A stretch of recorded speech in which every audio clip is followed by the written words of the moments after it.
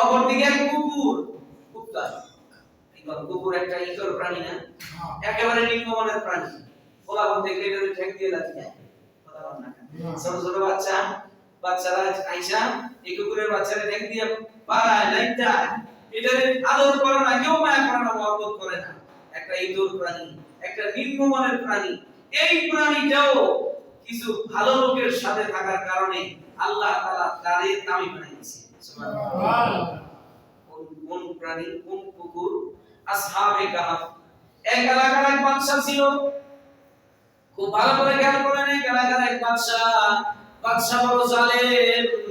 ওই এলাকায় কেউ আল্লাহ পাকের নাম নিতে পারে না।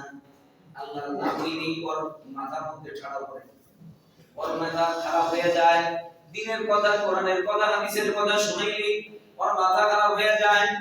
এজন্য ওই এলাকায় 7 জন যুবক, ওই জামানার যিনি নবী ছিলেন ঈসা আলাইহিস সালাতু ওয়াস সালাম, নবীজি আগমনের আরো প্রায় 250 বছর আগের ঘটনা। কত? 250 বছর। নবীজি আগমনের আরো 350 বছর আগের ঘটনা। ওই এলাকার 7 জন যুবক মুসলমান হয়েছে, তারা আল্লাহর উপরে ঈমান এনেছে। সকলে স্বীকার করে নিল লা ইলাহা ইল্লাল্লাহু ঈসা রাসূলুল্লাহ। ওই সময় মুহাম্মদ সাল্লাল্লাহু আলাইহি ওয়াসাল্লাম আসেনি। মুহাম্মদ সাল্লাল্লাহু আলাইহি ওয়াসাল্লাম নবী, আল্লাহ পাকের মনোনীত নবী, কিন্তু প্রেরিত হননি। তিনি তখন দুনিয়াতে আসেননি, নবী হিসেবে আসেননি। আল্লাহ পাকের খাতায় তিনি নবী, আল্লাহ পাকের খাতায় তিনি নবী, কিন্তু দুনিয়াতে এখনো তার বেয়াসত হয়নি। সুবহানাল্লাহ। তখন সমস্ত লোকেরা লা ইলাহা ইল্লাল্লাহু ঈসা রুহুল্লাহ বলে মুসলমান হতেন। ওই এলাকার লোকেরা মুসলমান হতে পারত না। কেউ আল্লাহকে আল্লাহ বলে স্বীকার করতে পারত না, ঈসাকে নবী বলে স্বীকার করতে পারত না। কিন্তু 7 জন মানুষ এরা গোপনে গোপনে মুসলমান হয়ে গেছে।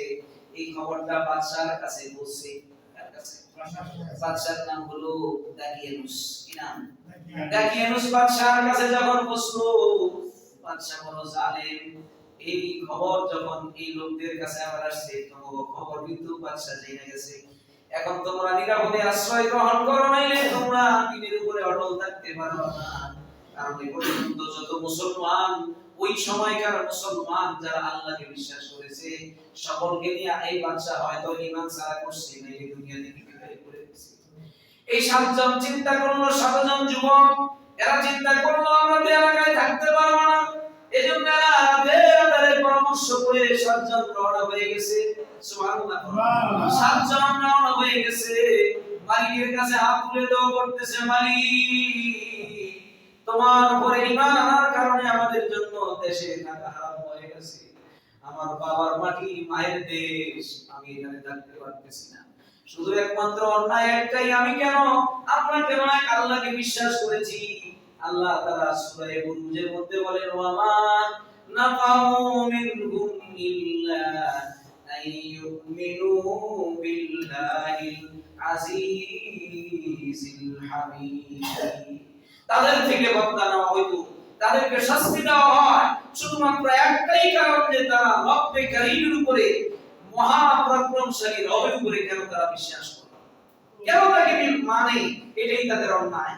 এর বাইরে আর তাদের কোনো অন্যায়। এরা বের হয়ে গেল, রওনা হয়ে গেল। চলতে চলতে অনেক দূর যায়, যাওয়ার পরে দেখে পিছন থেকে একটা কুকুর তাদের সাথে যায়। সুবহানাল্লাহ। একটা কুকুর তাদের সাথে যাচ্ছে, চলতেছে চলতেছে, কুকুর তার সাথে সাথে যায়। এরা চিন্তা করতেছে, আমরা তো এমনি পলাতক আসামি, দুনিয়ার হিসেবে তো আমরা বাদশা হিসেবে তো আমরা পলাতক আসামি, আবার আমাদের সাথে কুকুর যাচ্ছে, মাঝে মাঝে তো ঘিউ ঘিউ করব, আওয়াজ করব। এজন্য কুকুরটাকে বারবার দাঁড়ায়, কুকুরটাকে বারবার সরিয়ে দেয়। তাফসীরের কিতাবের মধ্যে লিখেছে এই কুকুরটার নাম হলো কিতমির। সুবহানাল্লাহ। কিতমির, এই কুকুরটা এইজন্য অনেক ঘরের মধ্যে কিতমির নাম লেখা দরজার সামনে টানায় রাখে। কারণ কিতমির যেরকম তাদেরকে পাহারা দিছে, এই নামটা লেখা যদি দরজার সামনে রাখা যায়, তাহলে ওই ঘরটাও আল্লাহর রহমতে, ঘরের আসবাব হেফাজতে থাকবে। সুবহানাল্লাহ। ঘরের আসবাব আল্লাহ ওই বরকতে হেফাজতের একটা কুত্তার নাম ঘরের সামনে রক্ষে রাখা লাগে। সুবহানাল্লাহ। এটা কেন হয়েছে? কুকুরের দাম এত বেড়ে গেল কেন? চলতেছে চলতেছে, হঠাৎ করে এরা বারবার তারাই ওই কুকুরটার জবান আল্লাহ তাআলা খুলে দিয়েছে। তাফসীরের কিতাবের মধ্যে লেখে কুকুরের জবান খুলে গেছে। কুকুরটা ডাক দিয়ে কথা কি, তোরা আল্লাহর উপরে বিশ্বাস করে এক আল্লাহকে মেনে তোরা ঈমানদার হয়েছো, তোরা সম্মানী হয়ে গেছো, জালিমের এলাকা থেকে তোরা বের হয়ে যাচ্ছ, তোমরা সম্মানী মানুষ, আমার যদি একটু তোমাদের সাথে স্থান দিবা না, আমার যদি তোমাদের সাথে একটু থাকতে দিবা না, আমিও তো তোমাদের মতই সম্মানী হতে চাই। আল্লাহু আকবার। আমিও তো তোমাদের মতই সম্মানী হতে চাই, আমাকে একটু তোমাদের সাথে থাকতে দাও। চলে গেল, অনেক চেষ্টা করলো, তারা তারাইতে পারলো না। চলতে চলতে যখন সকাল হয়ে যাবে, ইতিমধ্যেই বৃষ্টিও শুরু হয়ে গেছে। ওনারা একটা পাহাড়ের গর্তের মধ্যে যে আশ্রয় গ্রহণ করছে। সুবহানাল্লাহ। আম হাসিবতা আন্না আসহাবাল কাফি ওয়ার রাকিম কানু মিন আয়াতিনা আজাবা। আল্লাহ তাআলা ওই সাতজন যুবক যে গর্তের মধ্যে যে আশ্রয় গ্রহণ করলো, এই ঘটনাটা কোরআনে কারীমের মধ্যে বিস্তারিত বর্ণনা করে দিয়েছেন সূরাতুল কাহফ নামে। সুবহানাল্লাহ। এই দোস্ত, এই সাতজন যুবক যখন গর্তের মধ্যে যায় ঢুইকা শুয়ে পড়ছে, সাতজন যুবক যখন গর্তের মধ্যে যায় শুয়ে পড়ছে, কুকুরটা তো আর গর্তের মধ্যে যেতে পারে না। গর্তের সামনে থেকে সামনের দুইটা হাত সামনের দিকে এভাবে পিছিয়ে দিল, সামনের দুইটা হাত এভাবে গর্তের দিকে পিছিয়ে দিয়া গর্তের দিকে তাকায় রইছে, যেন কুকুরটা ডাক দিয়ে বলতেছে, ও আল্লাহর বান্দারা, আল্লাহর ওলিরা, তোমরা শুয়ে থাকো, আমি কুকুর তোমাদের যতক্ষণ পর্যন্ত তোমরা শুয়ে থাকবা, আমি কুকুর তোমাদের জন্য পাহারাদারি করতে থাকবো। আমি কুকুর তোমাদের সংস্পর্শেই আছি, তোমাদের সাথেই আছি, যতক্ষণ তোমরা গর্তের মধ্যে থাকবা ততক্ষণ পর্যন্ত আমি তোমাদেরকে পাহারা দিতে থাকবো।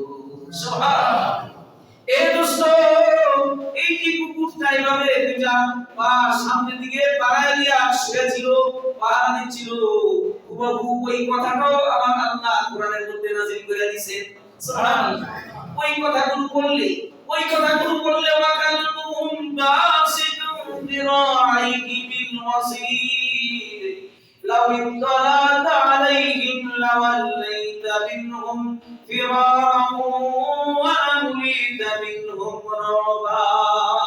আল্লাহু আকবার। আমার আল্লাহ ডাক দিয়ে বলেন, কুকুর এভাবে হাত দুইটা সামনের দিকে পিছিয়ে দিয়া, সামনের দুইটা পা সামনের দিকে পিছিয়ে দিয়া কুকুরটা বসে আছে। ও দোস্ত, কোরআনে কারীমের এই আয়াত যদি তেলাওয়াত করা হয়, ওয়াকালকুহুম বাসিত, ওর কুকুর এভাবে পা দুইটা সামনের দিকে পিছিয়ে আছে, এই আয়াতের এই অক্ষরগুলো যদি তেলাওয়াত করা হয়, এত দামি কুকুর আল্লাহ তাআলা তারে বানায় দিয়েছে। এই আয়াতগুলো তেলাওয়াত করলে প্রত্যেকটা হরফের বিনিময়ে 10 টাকা করে নেকি আল্লাহ দিয়ে দেয়। সুবহানাল্লাহ। এক হরফ তেলাওয়াত করলে কয়টা নেকি হয়? 10 টা নেকি হয়। এই কুকুরের সম্মান এত বেড়ে গেছে, তার কথাগুলো আমরা বইটা আমরা তেলাওয়াত করলে এক হরফে আল্লাহ আমাদের আমলনামায় 10 টা করে নেকি দিয়ে দিবেন। সুবহানাল্লাহ। কেন এত সম্মান কুকুরের? কেন এত সম্মান?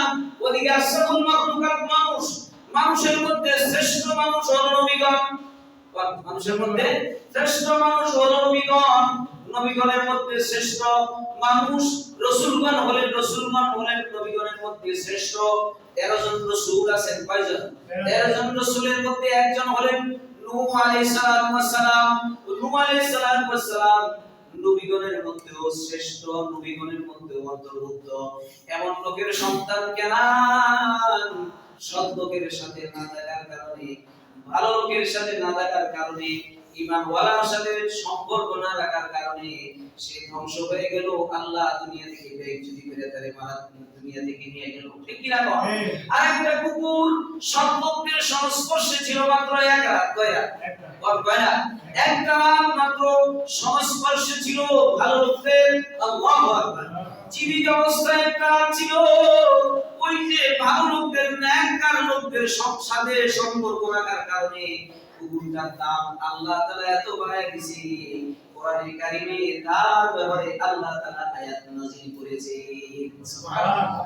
তার ব্যাপারে আল্লাহ তাআলা কোরআনে কারিমের মধ্যে আয়াত নাযিল করে দিয়েছেন। এজন্যই তো কবি বলেন, এক জামানা সোহবতে বা আউলিয়া বেদরসদ সাদে তাদ মেরিয়া।